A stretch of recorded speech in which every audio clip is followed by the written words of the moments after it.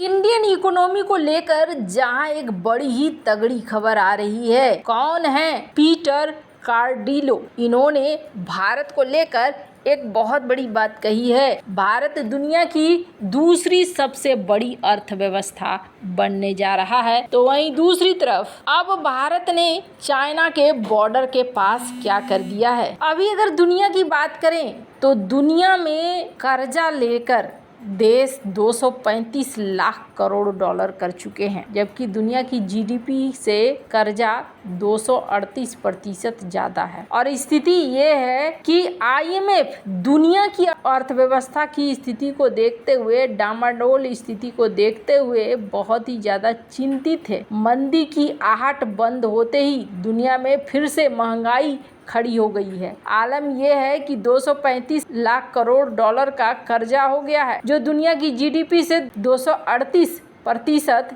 ज़्यादा है। पर इन सब के बीच में भारत की बात करें तो भारत की इकोनॉमी में काफ़ी बड़े बड़े बदलाव देखने को मिल रहे हैं। जैसे कि इस समय में भी भारत का जो मार्केट कैप है वो करीब 140% तक बढ़ चुका है। स्क्रीन पर आप देख सकते हैं आर्टिकल। तो वहीं दूसरी तरफ कई ऐसे विशेषज्ञ हैं जो ये कह रहे हैं कि भारत बहुत ही तेजी से बढ़ रहा है और भारत को रोक पाना आसान नहीं होगा। स्क्रीन पर एक आर्टिकल देख सकते हैं, सीएनबीसी का ये आर्टिकल है जिसमें कहा जा रहा है कि बस ये समय की बात है, भारत दुनिया की दूसरी इकोनॉमी बन जाएगा। इन्होंने पहले भी दुनिया की कई इकोनॉमी को लेकर बयान दिए हैं और अब इस बयान के बाद ऐसा माना जा रहा है कि भारत काफी तेजी से आगे बढ़ रहा है और दुनिया भी इस चीज को मार्क कर रही है कि हाँ, भारत की इकोनॉमी में बढ़ोतरी देखने को मिल रही है। भारतीय इकोनॉमी काफी तेजी से आगे बढ़ रही है। 15 मई की ये रिपोर्ट है जिसमें कहा गया कि फिच रेटिंग्स हो या एशियन डेवलपमेंट बैंक, सभी को भारतीय अर्थव्यवस्था की तेज रफ्तार पर भरोसा है। वहीं मूडीज रेटिंग्स ने भी भारतीय अर्थव्यवस्था के बढ़ने का अनुमान लगाया है। मूडीज रेटिंग्स ने हाल ही में चालू वित्त वर्ष में भारतीय अर्थव्यवस्था के 6.6% की दर से बढ़ने का अनुमान लगाया है। मूडीज रेटिंग एजेंसी ने कहा कि तेज आर्थिक वृद्धि के साथ मजबूत ऋण मांग से एनबीसीएफ क्षेत्र में काफी लाभ मिल रहा है। मूडीज रेटिंग्स ने बताया कि हमें उम्मीद है कि मार्च 2025 को समाप्त होने वाले वित्त वर्ष में भारत की अर्थव्यवस्था काफी अच्छे स्तर पर पहुंच जाएगी। ऐसे तो दुनिया भर की एजेंसियां भारत की अर्थव्यवस्था को लेकर बहुत ही अच्छे अनुमान सामने लाकर रख रही है। अब आने वाले समय में क्या सिचुएशन होता है ये देखने वाली बात होगी। फिलहाल के लिए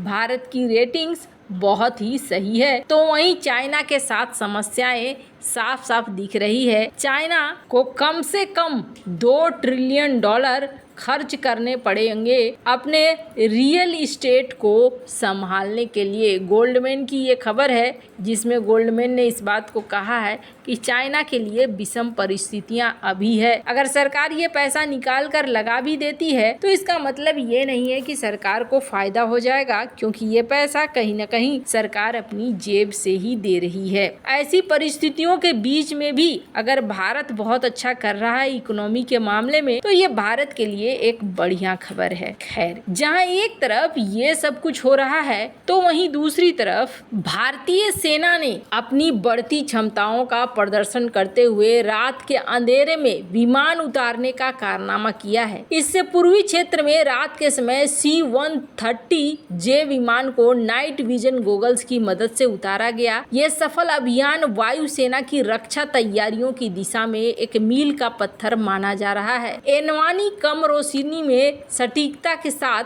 अभियान को पूरा करने में मदद करता है। इससे वायुसेना के लड़ाकू और परिवहन विमानों को रात के समय अभियान को अंजाम देने में मदद मिलती है। वहीं इससे वायुसेना तुरंत एक्शन में भी आ जाती है। वायुसेना ने इस उपलब्धि की जानकारी सोशल मीडिया पर दी है। भारतीय वायुसेना ने इसका वीडियो साझा करते हुए लिखा है कि भारतीय वायुसेना अपनी क्षमताओं सीमाओं का विस्तार करना जारी रखे हुए है और राष्ट्र की रक्षा के लिए अपनी प्रतिबद्धता को मजबूत कर रही है। कारगिल में भी रात के अंधेरे में उतर चुका है C-130J विमान। इस साल की शुरुआत में वायुसेना ने पहली बार कारगिल हवाई पट्टे पर रात में सफलतापूर्वक लैंडिंग की थी। उस समय भी C-130J लद्दाख क्षेत्र में नियंत्रण रेखा के पास हवाई अड्डे पर सफलतापूर्वक उतारा गया था। पूर्वी सेक्टर में इस प्रयोग की सफलता खास तौर पर अहम है क्योंकि ये सेक्टर चीन, नेपाल, भूटान, म्यांमार और बांग्लादेश के करीब 6300 किलोमीटर अंतर्राष्ट्रीय सीमा साझा करता है। इससे सिर्फ युद्ध के दौरान ही नहीं, बचाव और सहायता के काम में भी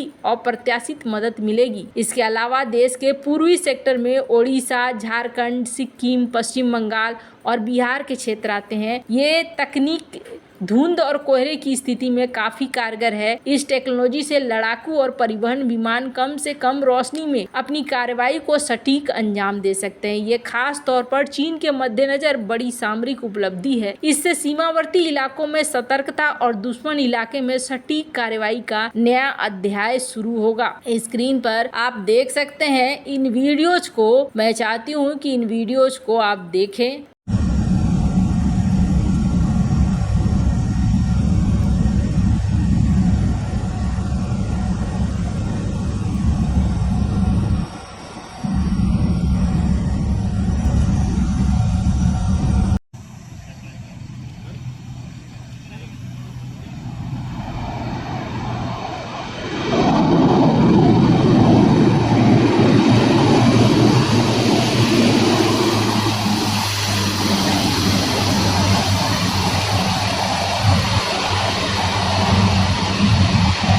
एकदम से इस वीडियो में लाइव दिख रहा है कि किस तरीके से यहाँ पर भारतीय वायुसेना उतर रही है। सबसे बड़ी बात यह है कि चाइना के लिए अपने आप को तैयार रखना बेहद जरूरी है। अभी ये देखने को मिल रहा है कि ताइवान स्ट्रेट को ड्रैगन ने गोला बारूद से पाट दिया है और कहा जा रहा है कि क्या ये कब्जा करने की तैयारी तो नहीं है। चीन के इस प्रचंड युद्धाभ्यास में सब कुछ है और यहाँ पर वायुसेना, रॉकेट बल, नौसेना, थल सेना, कोस्ट गार्ड सब कुछ यहाँ पर शामिल कर दिया गया है। ऐसे में कहा जा रहा है कि क्या यहाँ पर अब आगे बढ़कर कब्जा करेगा। अब ऐसे रूप को देखते हुए बहुत ज्यादा जरूरी है कि आप अपने लिए भी तैयारियों में आगे रहें। हालांकि यहाँ पर ताइवान मामले में आगे क्या होता है कहना मुश्किल है, पर फिलहाल के लिए जिस तरीके से चाइना कर रहा है वैसे हिसाब किताब में तैयार रहना बहुत ज्यादा जरूरी है। जिस तरीके से ताइवान को घेरे हुए है वैसे में ये बहुत जरूरी हो जाता है कि भारत अपनी तैयारियों को बहुत ज्यादा मजबूत रखे। वैसे आपको क्या लगता है इन सब मामले में, आपकी क्या राय है, कमेंट कर जरूर बताएं। जल्द मिलते हैं अगले वीडियो में नई खबर के साथ।